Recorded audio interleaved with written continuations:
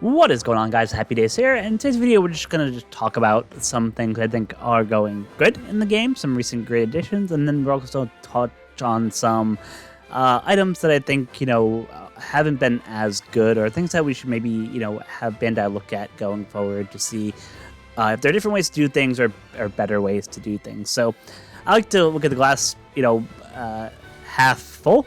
I'm a much more optimistic person, so we'll start with the good stuff first, and then we'll kind of go into the bad stuff on the back end of the video. So let's go and hop onto it. So the first thing I just want to talk about that I've really liked to see implemented in the last couple months revolves around Treasure Map, right? So there was this big push by Bandai to make Treasure Map a much better mode. There were people complaining before that you weren't getting enough points, the rewards weren't great, special maps weren't doing that well, and it was just a boring grind fest, right? And I think what Bandai managed to do is they did a couple things right here, I think, to kind of make things better, right? So I think the first thing that everyone would probably agree upon, and I know some people will say, hey, they took it away and then they added it back, is basically that addition of the bird, right? And the ability to potentially get a bird on every run, right? And when those birds give you the 1.2 boost to points and stats and those things, it just makes runs so much easier, right? Especially once you get to the Grand Line, for example, or New World, those leagues where, you can't just have one team auto-run things, becomes much more critical. And any ability to be able to get points, and get points quick, is good, because that will just help people finish their grinds faster, so it doesn't feel like as much of a chore.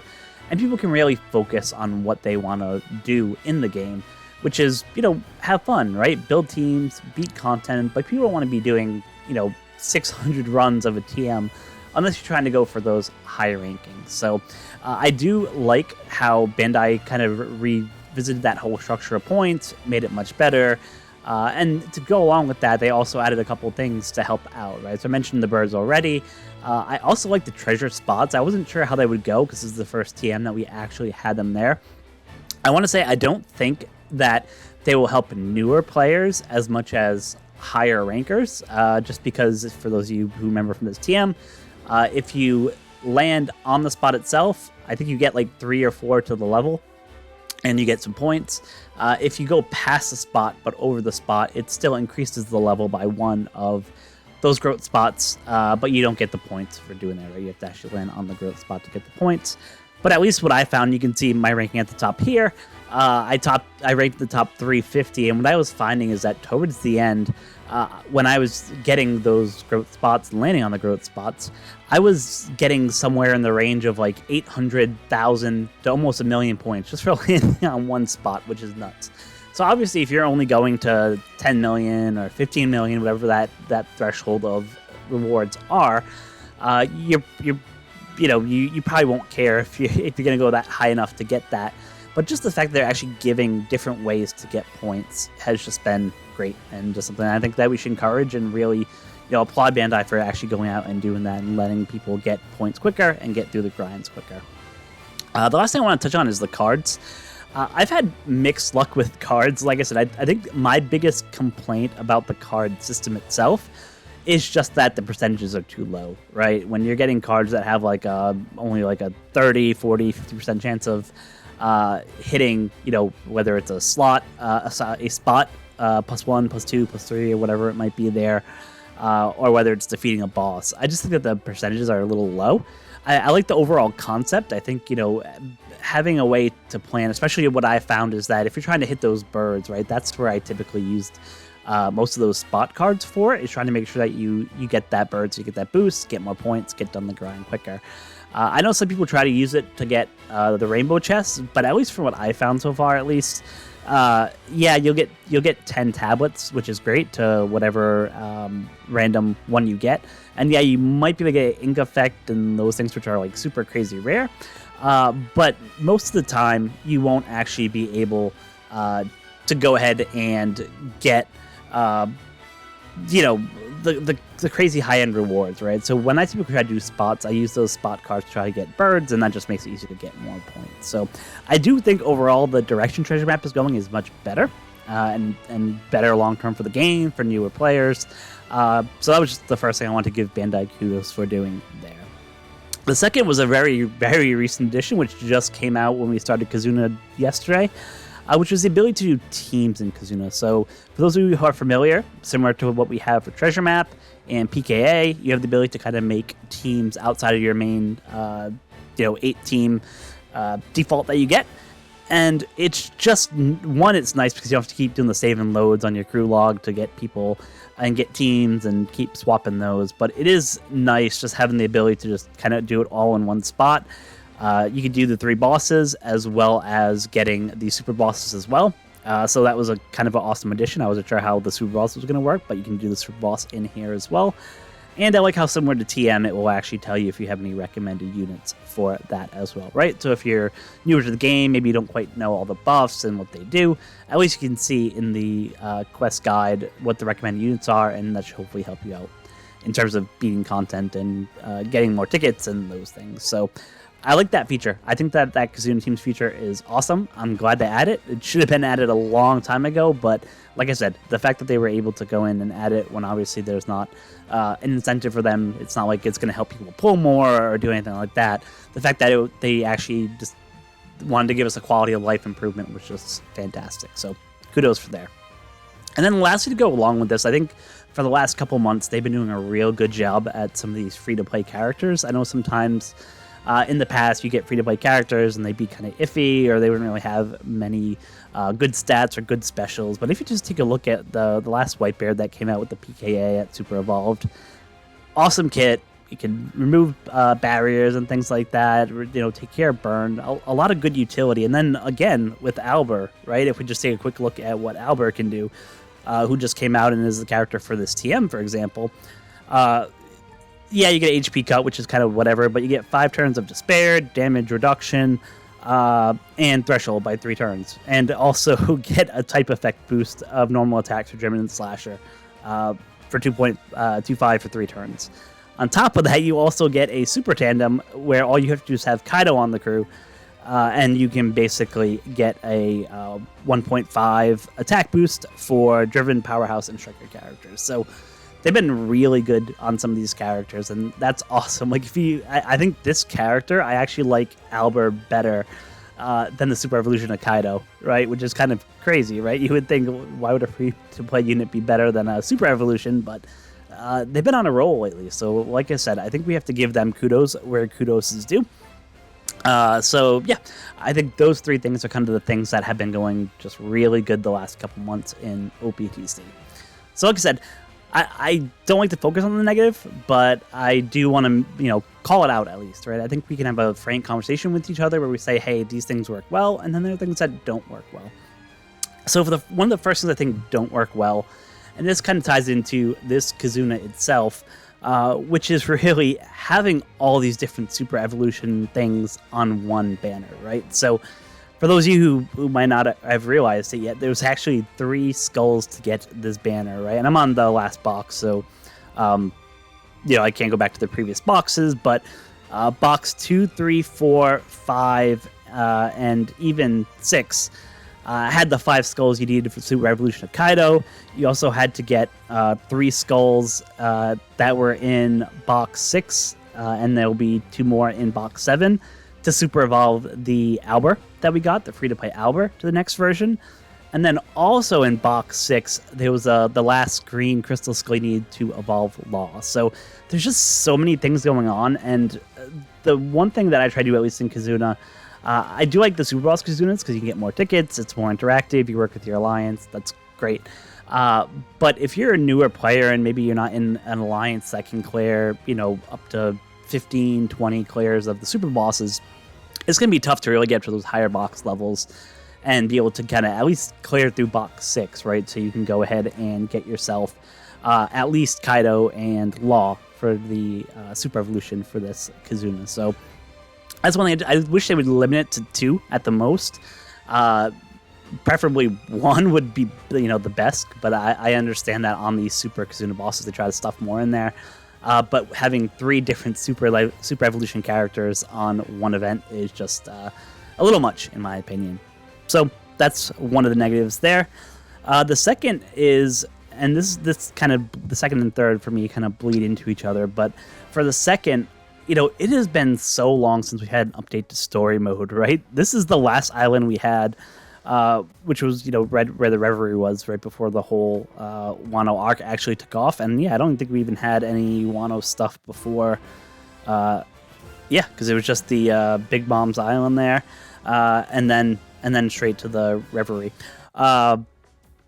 So yeah, I mean, it's almost criminal, right? We're through Wano. We're finally out, right? We have the Egghead arc starting in January, in the manga, actually in the anime. In the manga, it's been going on for a while, but in the anime, they're really starting to get to Egghead, right? And you see all the promotional items they're doing. And Wano has been around for so long, but they haven't actually updated the story mode to reflect that. And I know that generally the story mode is super easy to beat. It's, there's no real hard gimmicks there. But, people want to play the story of One Piece, right? There's a lot of stuff that happened in the Wano arc. And I would imagine if they were to remake, the Wano into a bunch of these islands, you probably have like 3 or 4 islands just because of how long and how big the arc was, right? But we haven't even got a single story mode yet related to the Wano, which is just a shame. I think, one, you can get additional gems, right? So that's always a plus that people can do. You can play through the story. Usually you can get, 1 or 2 characters in there who might not be great, but they still might be worth, going through the story mode for. So I'm kind of disappointed that Bandai has yet to really say goodbye to the Wano arc here, right? And just introduce a couple islands just to wrap up the Wano arc. And that way, as we're, maybe halfway through Egghead, then they could create an island for the beginning of Egghead, right? So you're kind of always having fresh content in that story mode, because otherwise, people don't come to this tab at all, to the world map tab, unless you're going to Grand Voyage, right? So I wish they would focus a little bit more on that. And the final thing I'm going to go kind of going to rant on, and don't worry guys, I will say no spoilers, because I know a lot of people might be anime only watchers. They don't read the manga every week like I do, and that's perfectly fine if you're one of those people. So I'll keep it spoiler free for you. But the last thing that kind of grinds my gears a little bit is the whole Egghead Tsugo. So for those of you who don't know, right, they announced in the news section here that there was going to go ahead and be a Egghead Tsugo that was coming, right? And if I just scroll down just a little bit more, okay, maybe they haven't put it in the notice yet. Maybe it was just the Twitter that they had put it on. But in essence, they're saying on January 26th, there will be a new Tsugo Fest where you'll be able to pull Vegapunk, and you'll also be able to pull Bonnie as well, right? So one of the things that, and I can kind of understand, right? Bandai wants to make money. It's something new. So they're going to try to bait people into pulling stuff, right? And Vegapunk, we've heard bits and pieces throughout the anime, at least of what he's done and, things he's done for the world government. But we haven't really dug into his character, and you really do get to dig into his character during let's call it the next phase of One Piece, right? I think we'll learn more about him, what he does, all that stuff. But right now, he did the gas at Punk Hazard, right? And some of those things, the pills for the kids, all those different things. But it's kind of, I feel like without having a full understanding of who the character might be, it just seems like you're just throwing, a bait Tsugo out there to get people to do that, right? And same thing for Bonnie as well. You know her from obviously the Worst Generation, right? You've seen her crew and what's happened throughout the years with her.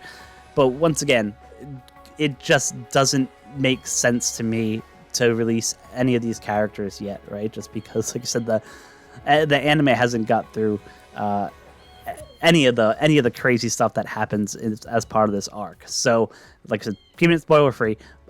This is probably one of my favorite arcs so far. It has obviously my favorite characters in there. But that being said, I think sometimes what Bandai likes to do is release things before they're ready, right? And for some things it makes sense, like the whole Gear 5 Luffy, right, versus Kaido, it was okay releasing that as soon as it happened in the anime, right? Because people kind of, they know Luffy, they know his powers, and it kind of makes sense, right? You see the moves he does in the anime, so obviously you want to have a character that could do that in the One Piece game. But because the whole Egghead arc is still in its infancy, at least on the anime side, you don't get that context or that history. So I find it just a baffling decision how they're so ready to just say, hey, throw this out here and try to get people baited to go ahead and pull and do things there. So I do think as part of this arc, there will be a lot of awesome, fantastic characters that are going to do some absolute crazy things. So there's going to be like the next 6 months to a year are going to be nuts in terms of the game and the characters that are there and all the different specials and buffs and things they can do. So that is exciting, and I'm so looking forward to that because I'm kind of over the whole Wano arc, right? I'm done. I've moved on. But at the same point, I don't want to have characters who are there who are just put in as money grabs because people recognize their names, right? When characters get added to the game, at least in my opinion, this is just completely my thoughts, it should fit into a grander theme, right? There's a reason that people like these characters and get invested in these characters.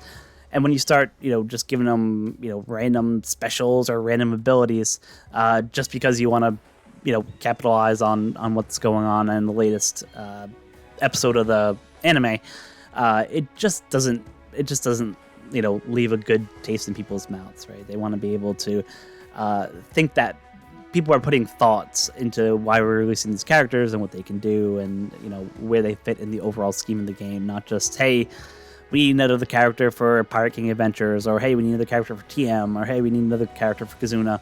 Just pick whatever one has a big name that hasn't been released yet and just throw them out, right? I just don't think that's the way to do it. I think there's a lot of appetite for older units in the game, and I think that's where I would like to see them focus a little bit, take a step back from the Egghead arc. Obviously, for major anniversaries, it would make sense to have some of those characters in there. But between those major anniversaries, I think there's so many older characters that they could revisit and make better legends and things like that would just make people happy, right? There's a lot of characters in One Piece. That's the joy of One Piece, is that, with the thousands of characters there, you're bound to find one character that you like, whether it's a villain or whether it's, one of the good guys. So, yeah, I've rented long enough about that. It's just a personal peeve of mine that they're just kind of just saying, hey, we're at the very entrance of the Egghead arc. Just throw out, some big names up front without any context of what they are, what they mean to this arc, what they're doing in this arc. And it feels like it's just a money grab. So I'm done ranting. I just wanted to get my thoughts out on that Sugo Fest. I know it comes out in a couple days. I haven't yet decided if I'm going to pull. I'm probably leaning more towards not right now. I do have the gems, so the gems aren't a big deal. It's not an end of the world for the gems for me. But still, like I said, it really depends what the characters can do. And I haven't seen any data leaks yet about what their specials or captain abilities or anything like that are. So until we hear more, it's going to be a hold and a wait and see. But yeah, it is kind of disappointing to me, at least, that Bandai is going ahead and doing a Sugo Fest already when they haven't even really got that far yet in the anime itself. So yeah, that's my rant for the day. I hope you guys enjoyed some of the good things and bad things that I've kind of seen in OPTC over kind of the last couple months. Love to hear your thoughts and comments. What things do you like? What things don't you like? Do you agree, disagree with some of the things I mentioned?